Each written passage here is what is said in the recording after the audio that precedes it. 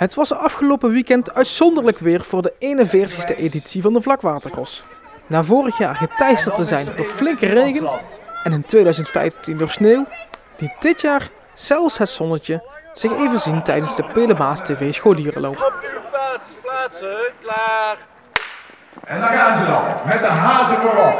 We hebben de afgelopen 2 zaterdagen extra trainingen gedaan voor de scholieren. Nou, dat is een geweldig succes. We hebben dit nog nooit zoveel gehad als dit jaar. En 120, 130 jongens en meisjes die dus die 2 zaterdagen getraind hebben. Dat gaf voor ons eigenlijk, was eigenlijk een goed teken voor ons. En hoop dat dan de deelname ook groot. Wij hebben dit jaar al 270 tot bijna 300 jongens en meisjes die meedoen. Dat is al meer als we de afgelopen jaar hebben. En dan tel ik nog niet eens de ploegen van de estafette mee. Dus samengevat, wij zijn enorm tevreden met het aantal deelnemende jongens en meisjes.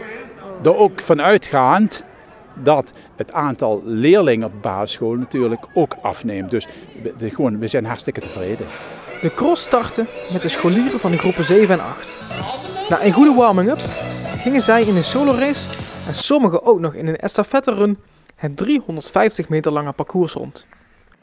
Bij de meisjes wist Jaël de 3 rondjes het snelste af te leggen. Krijgen we de 6:35. Jaël Blettelman van de Kerk als eerste. Je bent eerste geworden, ben je er blij mee? Ja, zeker. Had je het verwacht? Ja, ik had het wel en ik wou het natuurlijk wel heel graag en ik had het ook wel gehoopt natuurlijk. Dus ja, ik vond het wel heel leuk natuurlijk. Waarom doe je mee? Nou, ik vind rennen gewoon heel leuk en ja, het is gewoon heel leuk om te doen. En oefen je dan ook vaak? Ja, bij atletiek wel natuurlijk en soms ook wel eens zo. Ren je dan wel eens in de bossen of alleen op de baan?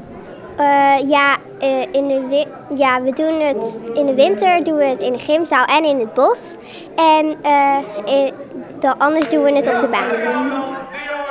En op het parcours in de bossen gingen ook de jongens van start. Hier zat de top 3 met slechts 1 seconde onderling verschil enorm dicht bij elkaar.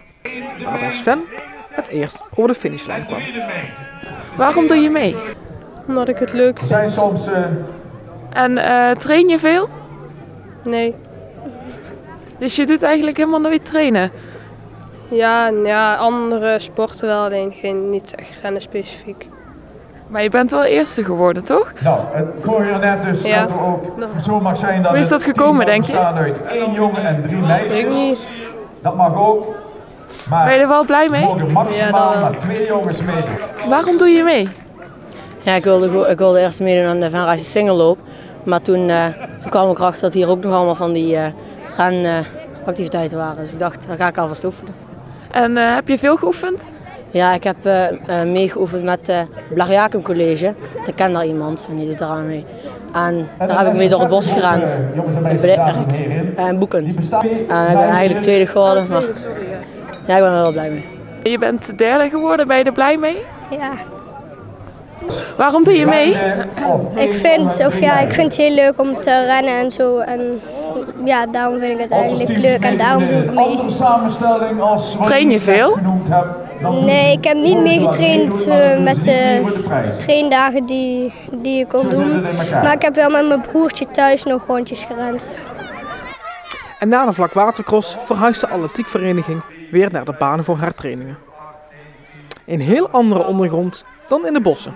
Een baan loopt natuurlijk, het is mooi glad, dat loopt natuurlijk lekker snel. Lopen in een bos vergt een heel andere techniek. De ondergrond is dus anders, maar dat is ook het leuke van een cross. Dat de parcoursen bij al de 9 verenigingen zijn allemaal verschillend. Crosswedstrijden is een uitmuntende basis voor de baanwedstrijden, voor de baanatletiek. In de winterdag dan kun je dus in de bossen lopen en dan doe je dus kracht op.